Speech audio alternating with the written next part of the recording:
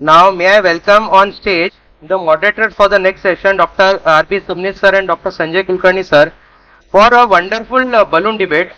There are a lot of questions when a young urologist starts practice. Now, what should he do? Should he do a group practice or individual practice? Should he start doing roaming practice or should he invest in his own hospital? Let us understand from the faculty.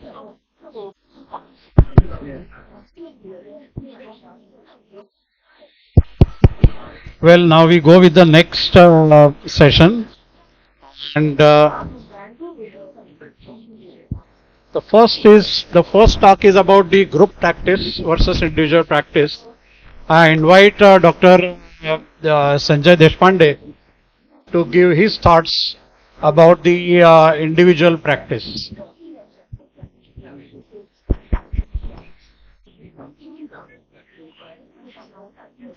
Good evening once again.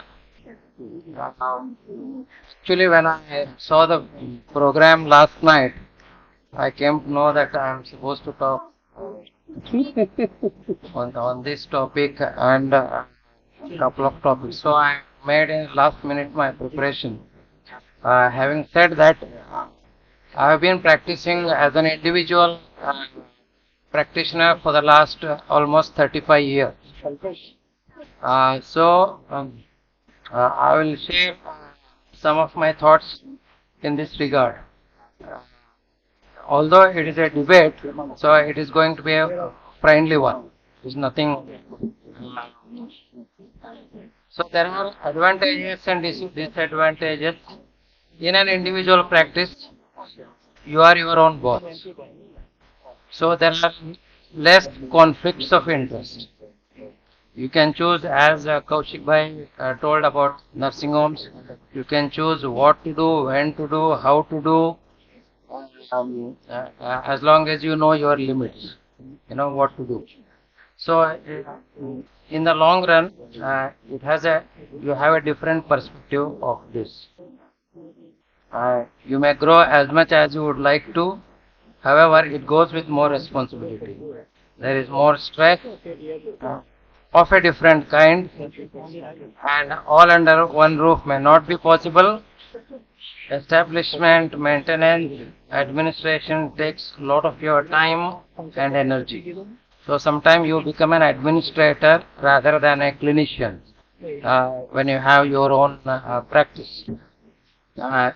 If you are contented doing your routine urology, I think it is good to be an individual practitioner. However, if you want to do complex advanced procedures requiring high tech, requiring group of urologists, then you need a bigger setup where you have to go for multidisciplinary practice. So, and you can think after having established a big or hospital, if you fall sick, you know who will manage. So there will be a lot of things on the mind. You are forced to work even when you are sick. I have seen doctors doing that. So also it depends on where you want to settle. As one of my colleagues said, he went to a virgin area where there was no urologist. So he had a good start. So and the more periphery you go, you can still thrive as an individual practitioner.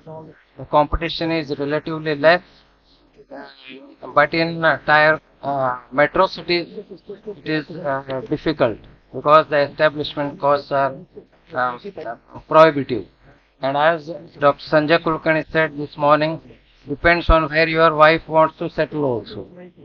So which is equally important because we have seen ourselves, although the husband wants to settle in one place and the wife says no, we should settle in metro only. So that is why one has to compromise. Somebody said marriage is equal to compromise. You know, so that is how the life goes. And also it depends on your background. If your parents are already settled in one place, so you have a more chance that you may go and settle there.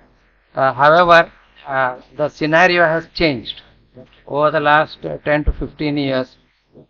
One thing is, your children may not listen to what you want them to do, and we should not force our children also. Like in my own setup, hospital, my son has become a urologist, but he says he wants to do robot and he wants to join Sanjay Kulkarni. So I don't force them. We tell them, if you are interested, it is here. Otherwise, stay wherever you are, be happy wherever you are. So that, and I also, after 35 years, we have realized the stress and strains of doing an individual practice. Having said all this, as both types of practices have good and bad things. Group practice, with due respect, I saw in my own town, unfortunately, they were not successful. The group practices can be of the same specialty or of multidisciplinary specialties. I'm not saying about the West or anything, but we as human beings, we are yet to grow out of our smaller mindset, because group practice brings its own plus and minus points. You have to compromise. You have to agree to your group partner, and you should be willing to share not only responsibility but money also. Money is a very peculiar thing. It brings you a lot of friends and it brings you enemies also. So I have seen the group practice being broken after nearly 20-30 years of practice in my own town. So what happens if the basic thing is, the person with whom you are going to do practice, you should have a good wavelength. And you never know how long this wavelength lasts also. And you never know when so it brings you a lot of mental pressure. That is when person thinks that it is better to have a single individual practice. Otherwise, you should compromise all your life. But now, because of the necessity of difficulty of practicing individually, doctors are coming together. So it has become a necessity. So necessity is the mother of invention. So people have to come together, pool their resources, so that the equipments will be same, the establishment will be same. So now scenario is slowly changing, but very, very slowly. Much slower than what we actually want. So this is the difference between Indian and the Western countries, where they don't have individual practices. So they pull all their resources.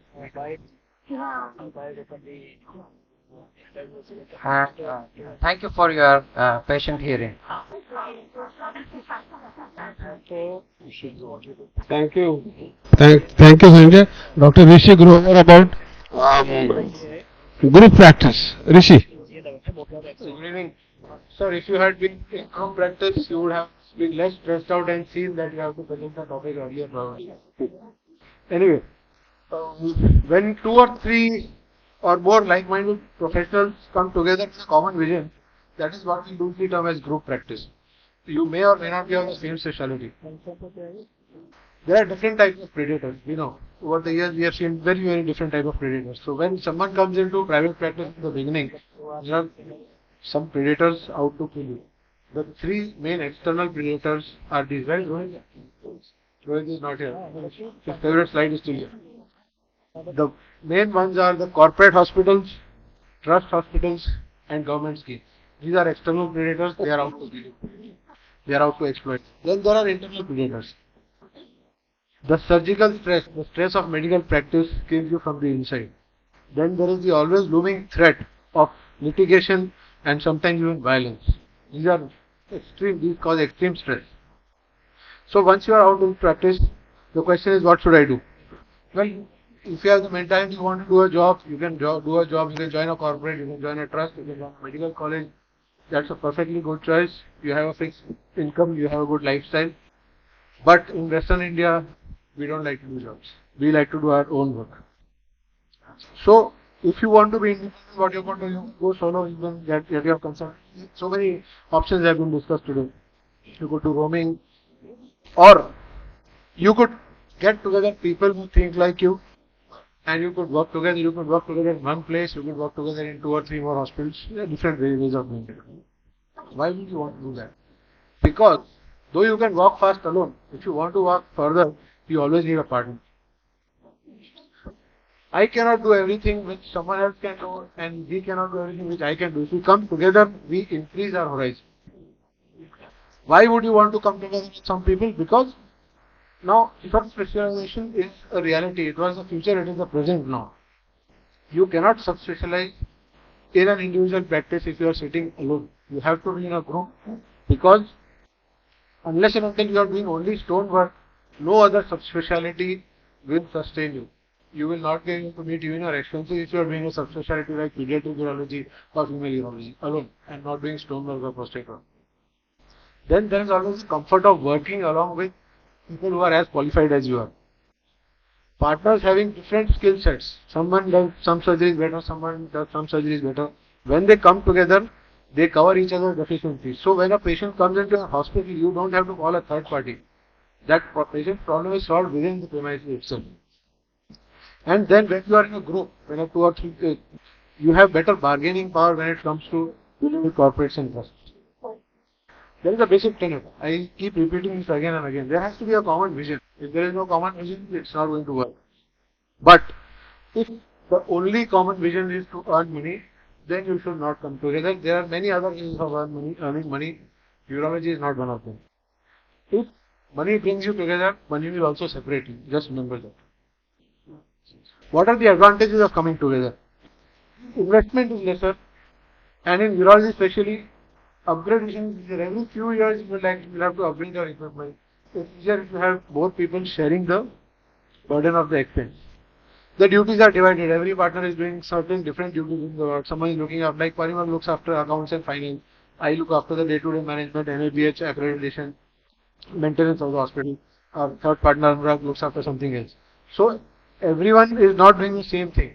And we save time and we can do better things, spend time with our families in the time which we save. The responsibility is shared, the EMIs are shared, the expenses are shared. So that is less of it. Professionally also coming together helps, because help is always at hand. A second opinion is always available in the room beside you. If I have a doubt, I will just pick up the CT scan, tell the patient, wait for a minute, go into the next room, ask the Parimal, I have a doubt, should we offer this patient partial nephrectomy, is it fit for radical, what should we do? You have a second opinion immediately without even the patient knowing it. Sometimes your doubt is confirmed, sometimes you feel that you have a wrong diagnosis, you've been corrected. Ultimately the patient benefits. Then you have certain areas which you don't like. I may not like oncology, you may not like pediatric urology, some person like reconstructive surgery. If we come together, we cover each other's deficiencies exactly on time. Your reach increases. See, roaming practice and practice out of your own setup are realities. They are not going away anywhere. So you get so many calls from many hospitals. You come and operate on my place. You come and do this, see one patient here. Alone it is very difficult. But if you have 2 or 3 people together and you say, okay, I don't have the time, I am telling my partner to come and see the patient, that is acceptable to most people. So you can cover a larger population if you are together. The best part is when there is any complication or crisis. The biggest crisis which we all faced recently was COVID-19. Alone we would probably have died, but together we could face that crisis.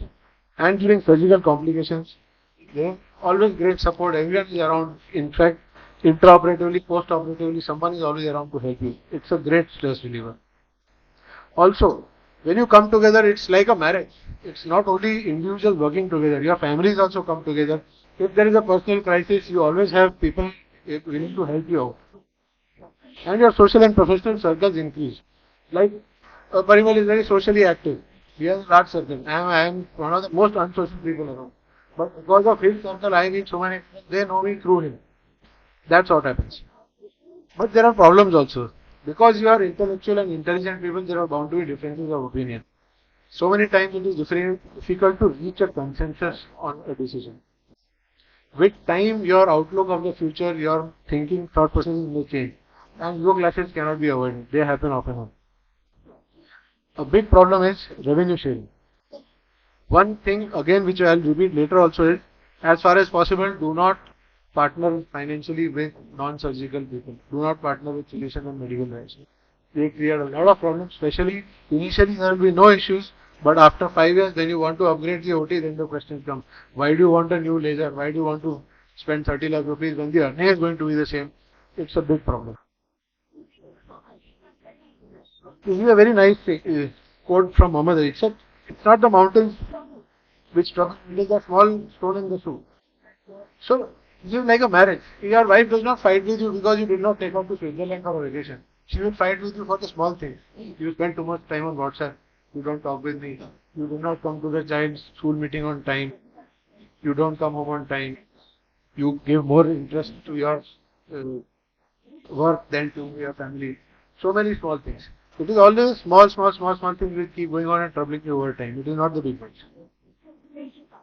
After some time, the partner's vision and their aspirations may change. So they each try to go in different directions.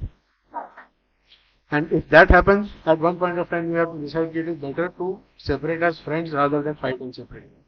But all these, you have people who are very good individually, but they may not be good as a team. But all these problems are surmountable. It's not how to avoid them. First of all, look for people with a common vision. This is my personal opinion. Avoid too much of an age difference, because this is human mentality. The senior would feel that the junior is taking advantage of my vast practice. He is going to take away my patient base. And the junior may have this insecurity that I may never be able to prosper or flourish in the shadow of such a prominent person. Again, the wives are very important in our life, as everyone has said. Your wife has to like your partners. Because if she does not like your partners, you will be fighting over it at home every day and then you will not be able to live properly to your partnership. Full stop. It is a fact.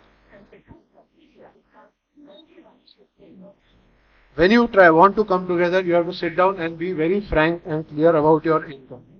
Do not overstate, do not understate, be very clear, because this is going to be a big point on how you share the revenue.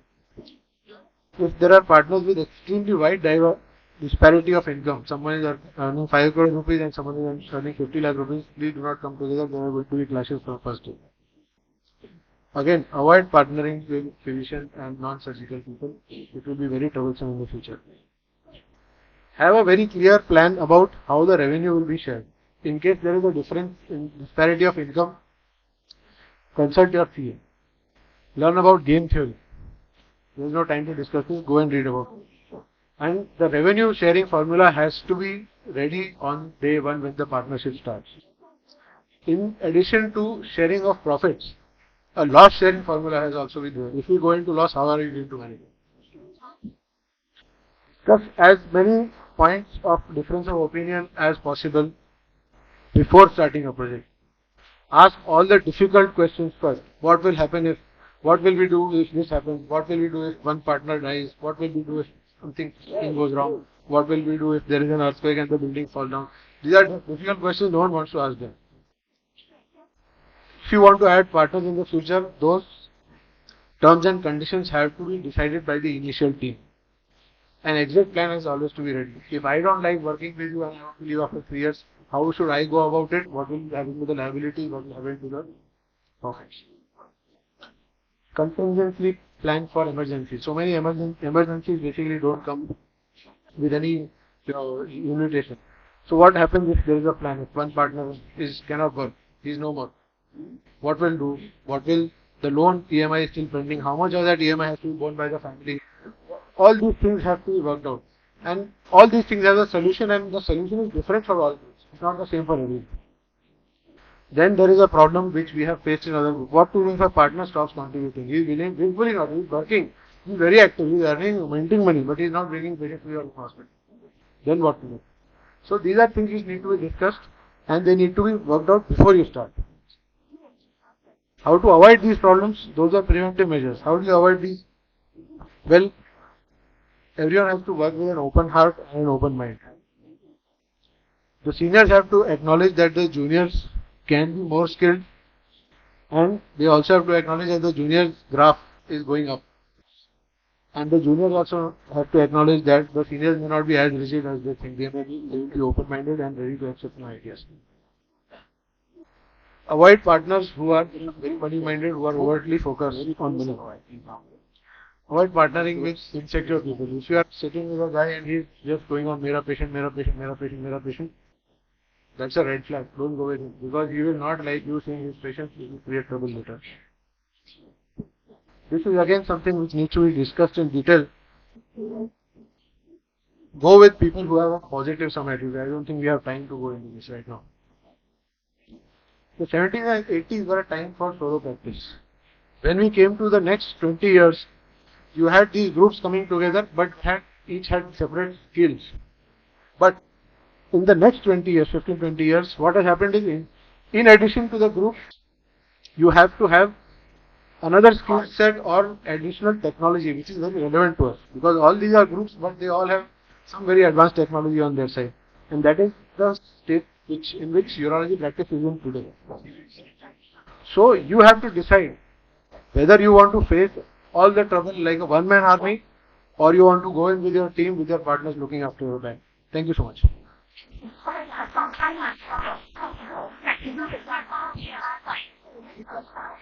I just want to say that this is one of the best talks I have heard today. Thank you so much. Now, both of them have covered very nicely the pros and cons of group practice versus individual practice. And all of us now we know that what are the positive aspects of individual practice, what are the positive and negative aspects of group practice. The whole idea of this debate was to make you aware that these are the problems which can come in, and these are the problems, if at all you start group practice, you have to bear in mind. Thank you very much for that nice talks. We go next for the next debate, and that is roaming practice versus individual own hospital. I request Dr. Ravi Upadhyay to give first talk.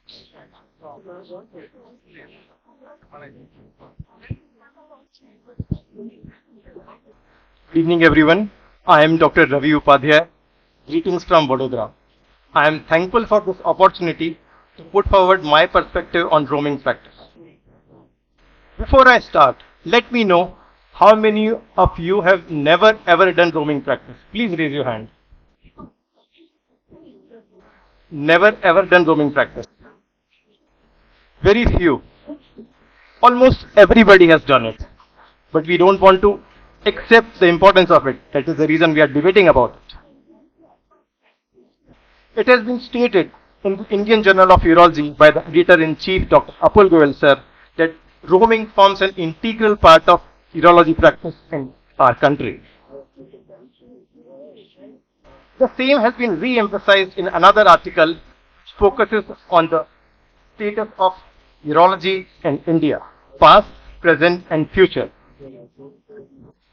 Let's start. A young urologist, after working hard for 12 to 15 years, is in euphoria, having achieved pinnacle qualification.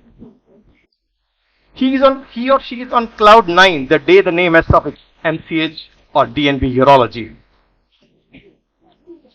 He enters the market with very basic set of expectations to get surgical work, receive respect and recognition, and obviously money. What are the options? There are not enough corporate hospitals in all the cities, and even if you join one, you will be pressurized with the targets once the honeymoon period is over. Joining a senior colleague, this option is seldom available, and there will always be an issue of identity crisis. Owning a hospital, not everyone is born with a silver spoon. Not everyone is blessed with a legacy to carry forward. And the last option is to roam within the city or the periphery. The fact of the matter is that all four of them have some component of roaming. In the first two, it may be off the road. Welcome to the world of private practice. You may be a super specialist.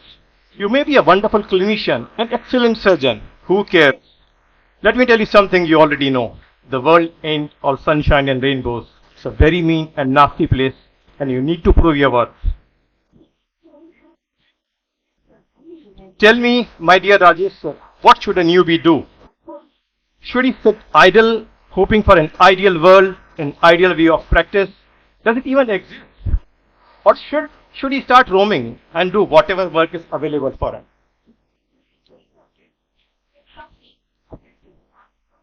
The newbie is already under tremendous amount of pressure to carve his niche in the market. Do you want him to have additional pressure of loans and EMIs? Stretches him to work beyond his limits. You want the urologist to focus on urology or get entangled in strange issues? Would you like to hear this on rounds? Sir, operation तो बहुत अच्छा हुआ था, पर cricket का match ही India का मेरे channel नहीं आ रही है. Even if you hire a manager, your involvement will be required in multiple fronts. Whichever way you practice, ultimately what is everyone looking for? The patient. Roaming supports you at this juncture. Patient didn't come to you. Nonetheless, initial hurdle is crossed. You get a patient who is pre-consult and is ready for surgery. You get multiple platforms to showcase your talent, by which you need to build professional contacts and a patient base. It gives you an opportunity to mature into your practice through various experiences. You accumulate corpus, first for security and then to invest. You get to explore different zones in your city and discover the fruitful ones. Develops your temperament by performing in different setups. In case you wish to become an operating faculty, it may be help in future.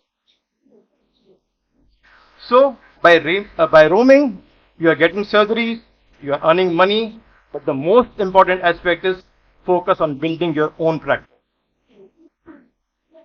Some of the must-dos when you are doing roaming. Ensure surgery you are performing must be indicated.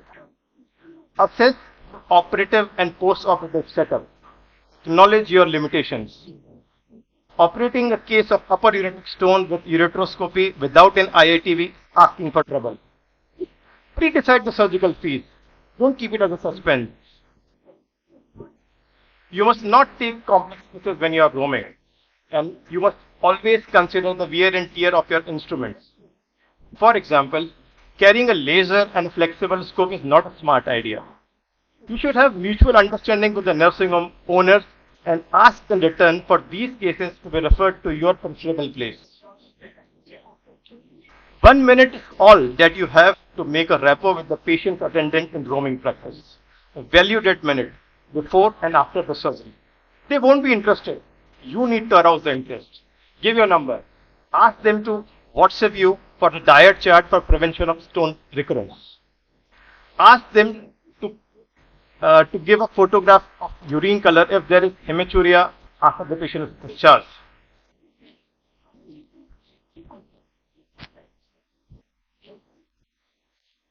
And as far as the patient's point of view is concerned, it is a boon for the patients at periphery to get treatment for by the qualified urologist.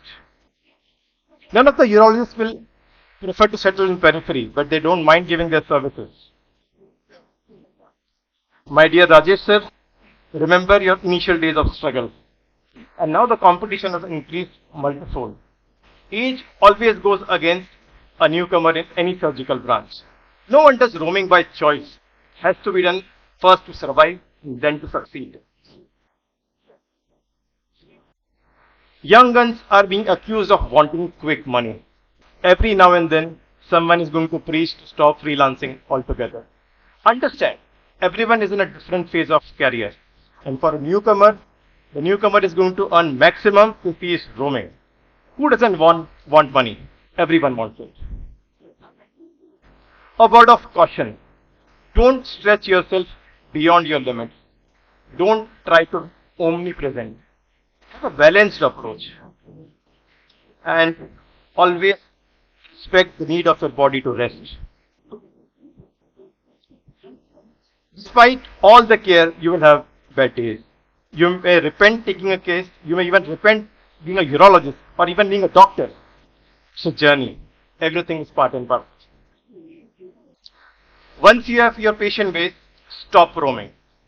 Let the junior colleague run the next lap of relay. If you have time after that, devote your time to hobby. Life is much more beyond urology. So, to build your Roman Empire, you need to roam. And remember, Rome was not built in a day. And to conclude, I'll say, Dekh bhai, you like it or not, roaming practice is going to stay forever. It's up to your smartness to make it work for yourself. Thank you. Thank you, Ravi. May I now invite Dr. Rajesh Soni to talk about own hospital. Rajesh.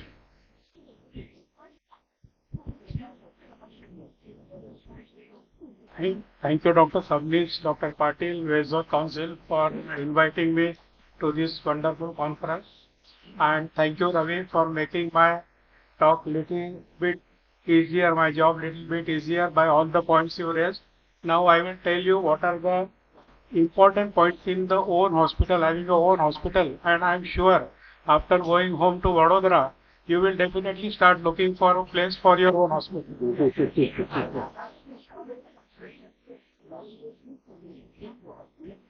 So whatever I am going to talk is going to talk with my experience. I had my share of roaming as in the initial 5 years of my practice, and last 20 years I am practicing my own hospital. Our specialty urology, we only can talk about our own hospital.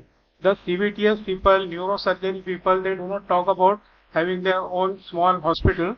This is because most of our urology procedures, to name a few I have mentioned here, these all procedures can be done in the small regular setup with a good functioning OT. You do not need very high-end post-op care also for all these procedures, most of these procedures. So why do you need your own hospital?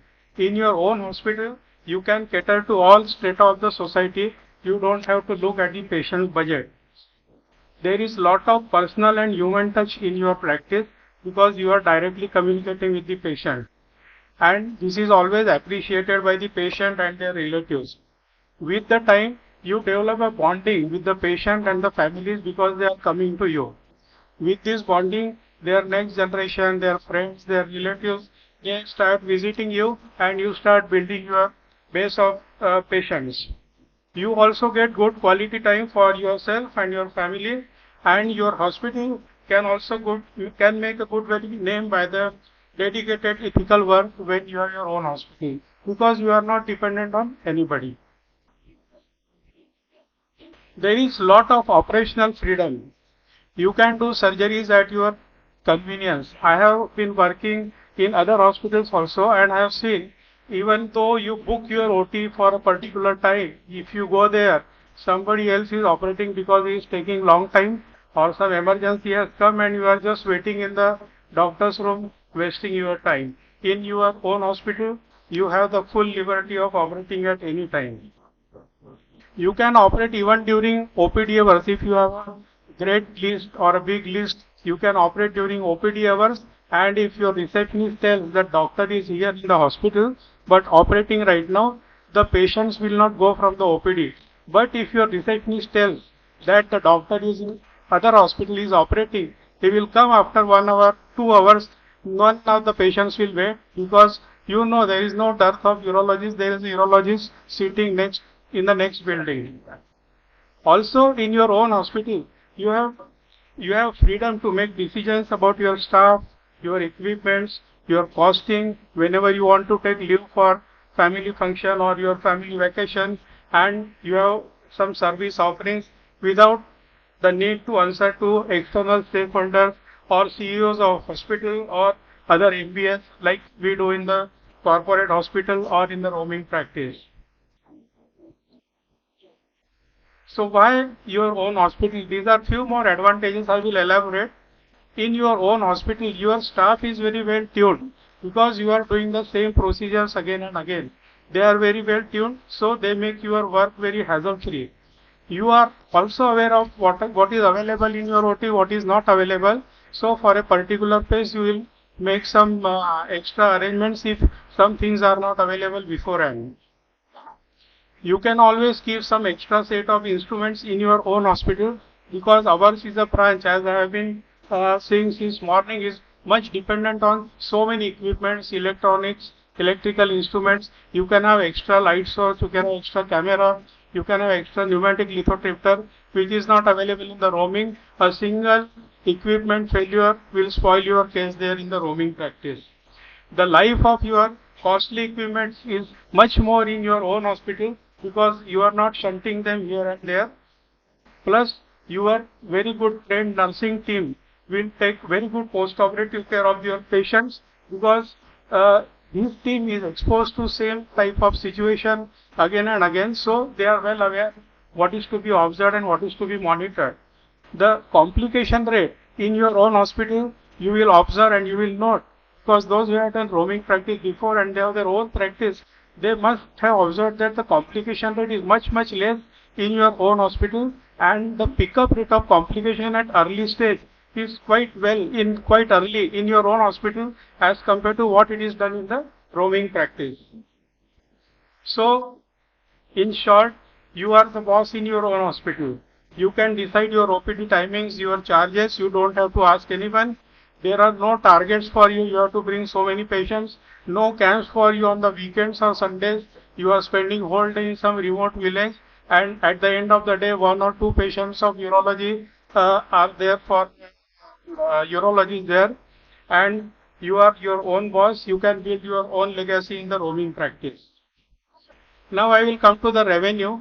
The revenue is an important part, because basically why we are working, revenue is very important part for our working.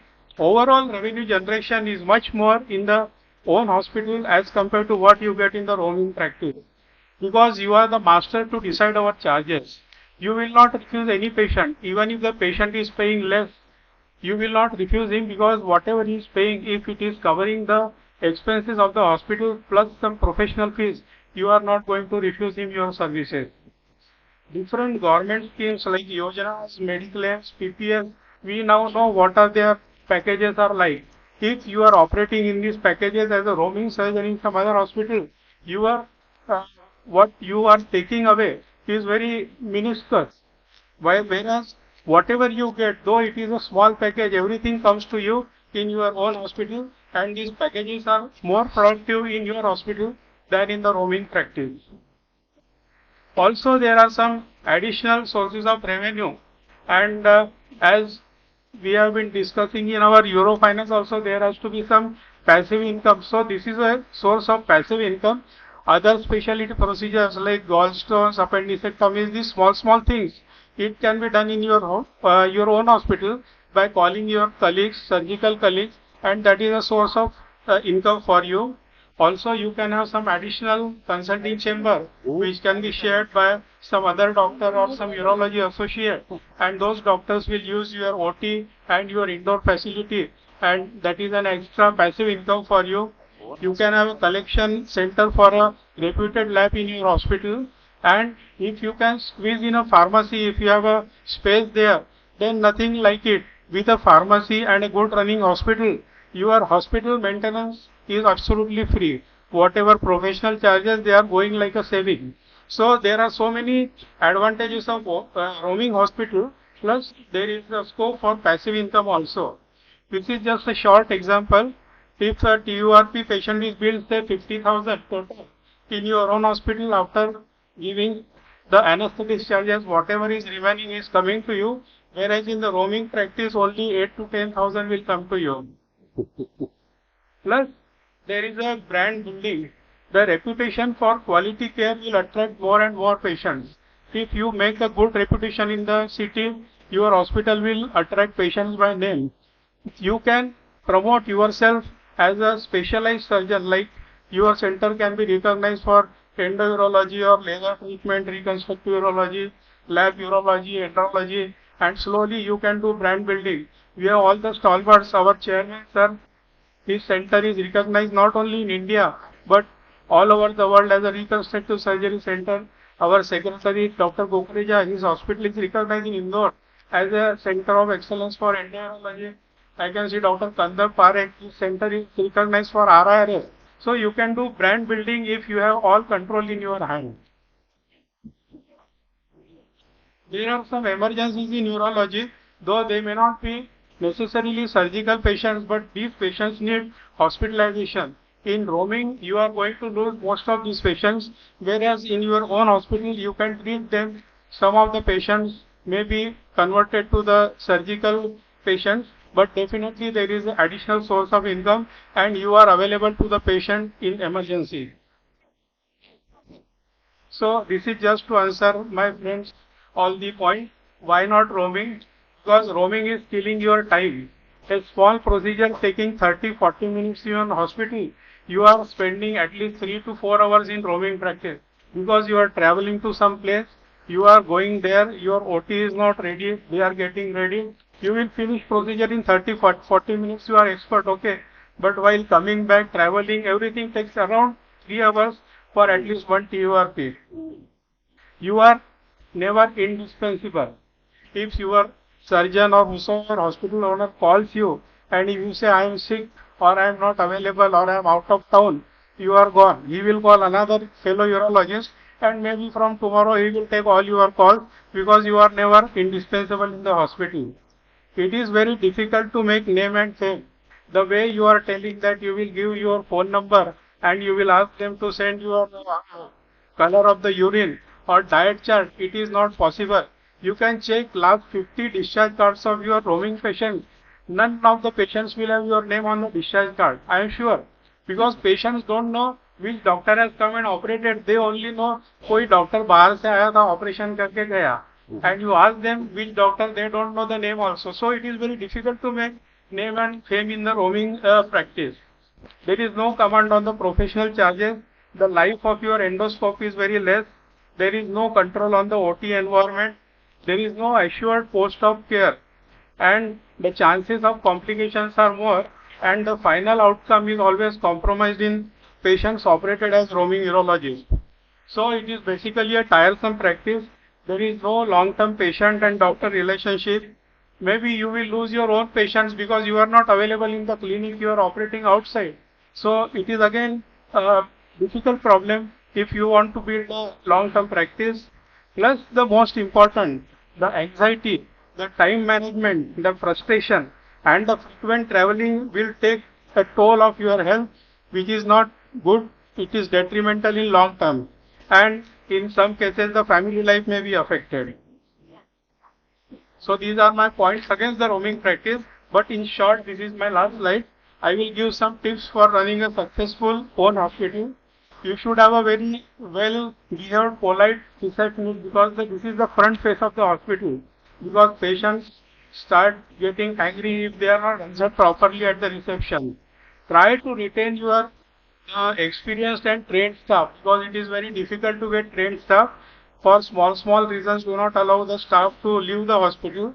Have one good administrator who will take care of everything, whether the match is coming or not, he will take care. You don't have to go and see in the patient's room whether he can see the final cricket match or not. And one of the most important things, be very transparent in your billing. That if you are transparent in your billing and financial dealing, nothing like it. The hospital has to maintain a very good cleanliness because patients and relatives definitely appreciate the cleanliness of the hospital. Buy always standard good equipment which will not give you problem again and again. Do not compromise on the maintenance of the equipment as well as the other facilities of the hospital.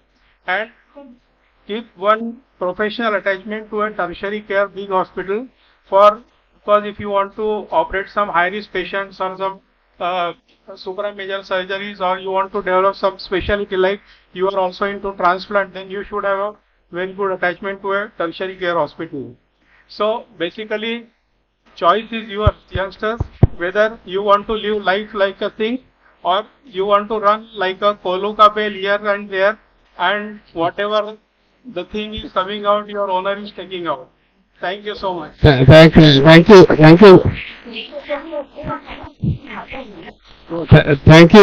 Rajesh. Now, before we go, there are two debates. We will just have quick opinion. Debate number one: how many of you are in group practice? Raise your hands. A reasonable number. And how many are there individual practices? big number. I just want to tell you the AUA statistics. More than 60% of urologists in America are in group practice, and everywhere solo practitioners are joining group practice. So one day you'll join a group practice. Second is roaming practice. How many of you? An own hospital. I think own hospital is bigger number. Sabni sir, your opinion? No, in fact, whatever he rightly pointed out, that those who are having their own hospital, they always had roaming practice before, and then you go to your own hospital. So that is a transition phase. Roaming practice never remains till end, till lifelong, and that is the reality. Eventually, everybody, he also agreed that eventually you have to go to your own hospital. That fact one has to accept. I'll go step ahead. MRD had a fantastic practice in Ahmedabad, but he sold his hospital and shifted to MPUH because this hospital gave him something much more than what he wanted. PP Rao has a big hospital, his father built, his brother is a surgeon, but he's practicing good practice in Mumbai. Ketan Vartak had his own hospitals, he closed it down and joined Ratna Hospital. I had my own hospital which was small, I built a bigger hospital, 100 beds. So, they will come when small hospitals will close down, remember this. You have to either go to 100 Maybe they will progress like you, they will make a bigger hospital. or come together and build a bigger hospital. So, this was a very nice debate, thank you. Well, thank you everybody. I think this cleared all the plus and minus of each and everything. Probably it is just the practice, the time duration where you are practicing.